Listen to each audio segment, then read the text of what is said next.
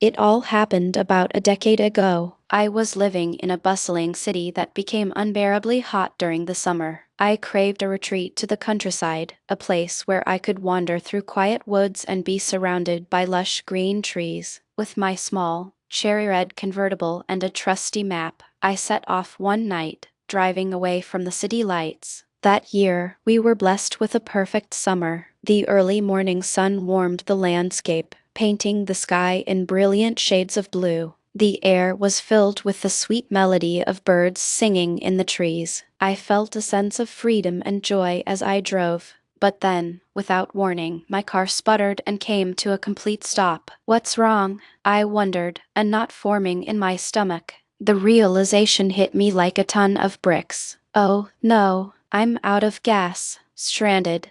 I knew I had to walk to find a town and buy some fuel. But where was I? A glance at my map revealed nothing but empty countryside. I was hopelessly lost. Just as despair began to set in, I saw her, a young woman walking down the road, her hands filled with wildflowers. She wore a simple, long dress, and her raven black hair flowed down her back, shimmering in the sunlight. She was breathtakingly beautiful. I felt an immediate pull to talk to her, so I stepped out of my car. "Hello," I began, trying to sound as friendly as possible. "I seem to be lost. Can you tell me where I am?" She looked startled, a hint of fear in her eyes, so I softened my voice. "I've run out of gas. I was hoping you could point me toward the nearest gas station." Her striking blue eyes met mine, and a gentle smile graced her lips. "I'm not sure," she said, her voice as soft as a whisper. "But come with me to my village. Someone there might be able to help you." Happily, I joined her, and we began a long walk down the winding road.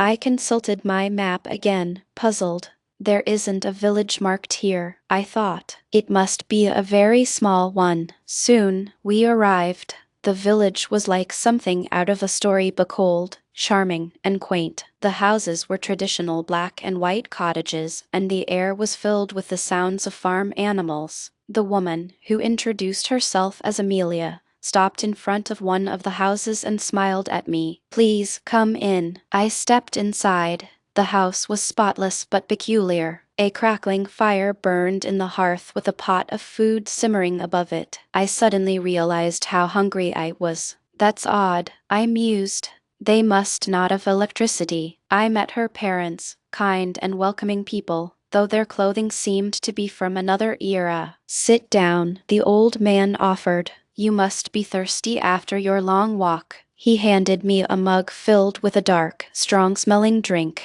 It was unlike anything I had ever tasted, but I was grateful for their hospitality. I tried asking about gasoline, but the word petrol drew a blank stare from the old man. "What is that?" he asked, genuinely confused. This was getting stranger by the minute. "So," I asked, changing the subject, "do you walk everywhere?" The old man chuckled. "Oh, no, we have our horses." Horses? The thought seemed absurd in this day and age. Why wouldn't they use cars? But I held my tongue, not wanting to offend my gracious hosts. I spent the entire day with them, sharing a hearty dinner that evening. Afterward, Amelia and I went for a stroll in the garden. "This is nice," she said softly. "We enjoy having visitors. We don't see many people out here." We talked for hours, and I found myself completely captivated by her beauty and gentle spirit. But as the night wore on, her mood shifted, and a profound sadness clouded her face. "Why are you so sad?" I asked, concerned. "I can't tell you," she replied, her voice filled with sorrow. "You're just a visitor. We have to say goodbye tonight. You need to leave now." I was confused. I had fallen for her, completely and utterly. I wanted to stay, to help her, to understand her pain. "Why do I have to go?" Amelia's voice was firm, yet laced with desperation. "You must go. It's dangerous for you to be here. I'll go to the next town, get some gas, and then I'll come right back," I promised. She remained silent. "I love you, Amelia," I confessed, "and I will come back for you. Nothing will stop me." She led me to the door, her face a mask of sorrow. "Goodbye," she whispered. My own heart ached as I left.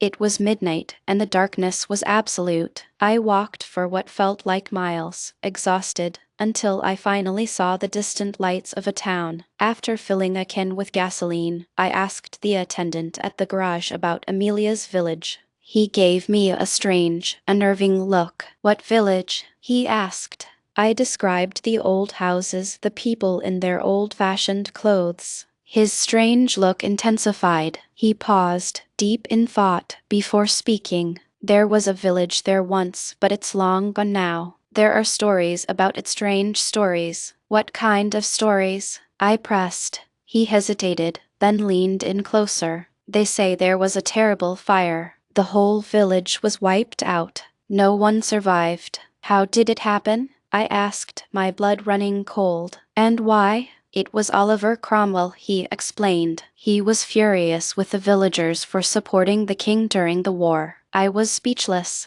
"That's impossible," I stammered. "That war was over 350 years ago." Then it all clicked into place. The strange clothes, the long hair, the food cooked over an open fire, the horses. A chill ran down my spine. "But I don't understand," I cried out. "I was just there. I saw the people. I talked to them." The man's eyes widened. "There's a legend," he said, his voice barely a whisper. "They say that for one day every 10 years the village reappears. It comes back to life, but only for a single day. Then it vanishes for another decade." He looked me straight in the eye. "You have to leave before morning, or you can never leave at all." His words hit me with the force of a physical blow. "You have to go," Amelia had said. She loved me, but she had sent me away to save me. Now, I finally understood. I rushed back, but the village was gone. I searched frantically, but there was nothing but trees and wildflowers. The only sounds were the birds and the wind rustling through the leaves.